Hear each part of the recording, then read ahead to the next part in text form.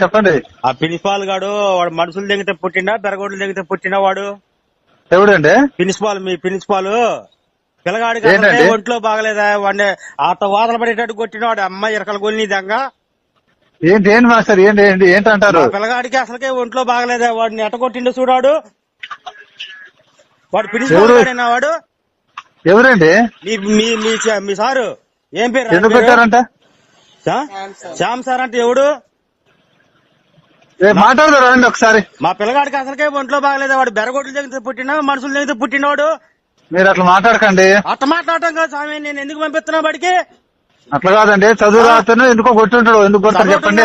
నేను పిల్లగాడిని కొట్టొద్దని నేను మీకు ఆల్రెడీ చెప్పా. పిల్లగాడికి ఒంట్లో బాగలేదు.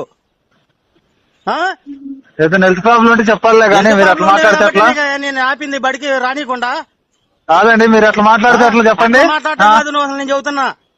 అది వాడు అసలు ప్రిన్సిపాల్ గారు రేపు వ్యవహారం చెబుతా ఉంటాడు. వ్యవహారం మా ఊరు ప్రెసిడెంట్ ని తీసుకుని వస్తా, వాడికి వీడియో కూడా తీసి పంపిస్తా. మీకు ఉండండి వాతలు కట్టిన వాడికి. రాండి, తీసుకొని రండి. అట్ట కొడతారా ఎవడన్నా పిల్లగాడిని? సార్ మీరు అట్లా మాట్లాడు చదువుతున్నా గెస్టర్ కాదు, మీరు మా ఇంటికి వచ్చారు అడిగారు కాబట్టి నేను మీ కాడికి పంపించా. నువ్వు కాదంటలేదు.